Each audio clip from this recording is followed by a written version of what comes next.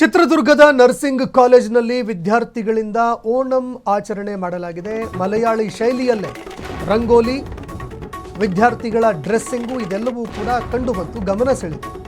ಮಲಯಾಳಂನಲ್ಲಿ banner ಹಾಕಿದ್ದಕ್ಕೆ Karave full ಗರಂ ಆಗಿದೆ. ಕಾಲೇಜ್ಗೆ ನುಗ್ಗಿ ಮಲಯಾಳಂ ಬ್ಯಾನರ್ ಅನ್ನು ಹರಿದು ಹಾಕಿ ಕರವೇ ಆಕ್ರೋಶ ಹೊರಹಾಕ್ತು. ಚಿತ್ರದುರ್ಗದ SJM ನರ್ಸಿಂಗ್ ಕಾಲೇಜಿನಲ್ಲಿ ನಡೆದಿರೋ ಘಟನೆ ಇದು. ಪ್ರಾಧ್ಯಾಪಕರು ಕೇರಳ ವಿದ್ಯಾರ್ಥಿಗಳಿಗೆ ಕುಮ್ಮಕ್ಕು ಕೊಟ್ಟಿದ್ದಾರೆ ಅನ್ನೋ ಆರೋಪ ಕೇಳಿಬಂದಿದೆ. ಕಾಲೇಜು ಪ್ರಾಧ್ಯಾಪಕರ ವಿರುದ್ಧ ಕರವೇ ನಾರಾಯಣಗೌಡ ಬಣ ಆಕ್ರೋಶ ಹೊರಹಾಕಿದ್ರು. ಚಿತ್ರದುರ್ಗದ ರಾಷ್ಟ್ರೀಯ ಹೆದ್ದಾರಿ ಬಳಿಯ SJM ನರ್ಸಿಂಗ್ ಕಾಲೇಜು ನೋಡಿ, ಆಚರಣೆಗೆ ಯಾರೂ ಕೂಡ ಆಕ್ರೋಶ ವ್ಯಕ್ತಪಡಿಸಿಲ್ಲ.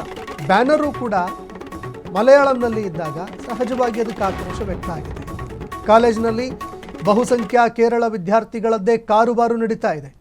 ಕನ್ನಡದಲ್ಲೇ ಕಾರ್ಯಕ್ರಮ ನಡೆಸಬೇಕು ಅಂತ ಕರವೇ ಇದಕ್ಕೆ ಆಗ್ರಹ ಮಾಡಿದೆ.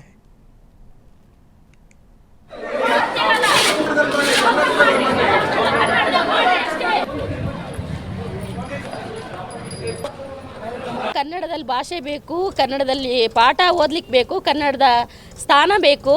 ಆದರೆ ಕನ್ನಡ ಹಬ್ಬ ಕರ್ನಾಟಕದಲ್ಲಿ ಒಂದು ಕನ್ನಡ ಹಬ್ಬ ಆಚರಿಸ್ತಾರೆ ಅಂದಾಗ ಅಲ್ಲಿ ಯಾವುದೇ ಥರದ ಕನ್ನಡ ಭಾಷೆನೇ ಇಲ್ಲ. ಅವ್ರು ಬೇಕಾದಾಗಂತ ತಮಿಳು ಆಗಿರ್ಬೋದು ಅಥವಾ ಮಲಯಾಳಂ ಆಗಿರ್ಬೋದು ಆ ಥರ ಓಣಂ ಹಬ್ಬ ಅಂತ ಮಾಡಿಕೊಂಡು ಅವ್ರ ಹಬ್ಬ ಆಚರಿಸ್ತಾ ಇದ್ದಾರೆ. ನಮ್ಮ ಕರ್ನಾಟಕ ರಕ್ಷಣೆ ಕನ್ನಡಿಗನೇ ಸಾರ್ವಭೌಮ ಮತ್ತು ಕನ್ನಡದ ಭಾಷೆ ಆಡಳಿತ ಭಾಷೆ ಕನ್ನಡ. ಹಾಗಾಗಿ ಎಲ್ಲೇ ಕಾರ್ಯಕ್ರಮಗಳು ಆಯೋಜನೆ ಮಾಡಿದರೂ ಕನ್ನಡದಲ್ಲಿ ಆಯೋಜನೆ ಮಾಡಬೇಕು. JMIT ಕ್ಯಾಂಪಸ್ಸಲ್ಲಿ ಇವತ್ತು ಏನು ಓಣಂ ಹಬ್ಬ ಅಂತಕ್ಕಂಥ ಒಂದು ಹಬ್ಬವನ್ನು ಆಚರಿಸಲಿಕ್ಕೆ ಮಲಯಾಳಿಗಳು ಸೇರಿ ಮಲಯಾಳಮಲ್ಲಿ ಬೋರ್ಡನ್ನು ಹಾಕುವುದು, ಬ್ಯಾನರ್ ಹಾಕಿ ಏನು ಕಾರ್ಯಕ್ರಮವನ್ನು ಆಯೋಜನೆ ಮಾಡಿದ್ರು. ಇವತ್ತು ಕರ್ನಾಟಕ ರಕ್ಷಣಾ ವೇದಿಕೆ ನಾರಾಯಣಗೌಡರ ಪಡೆ ಬಂದು ಇಲ್ಲಿ ಇವತ್ತು ಆ ಕಾರ್ಯಕ್ರಮವನ್ನು ರದ್ದುಗೊಳಿಸುವಂಥ ಕೆಲಸ ಮಾಡಿದೆ.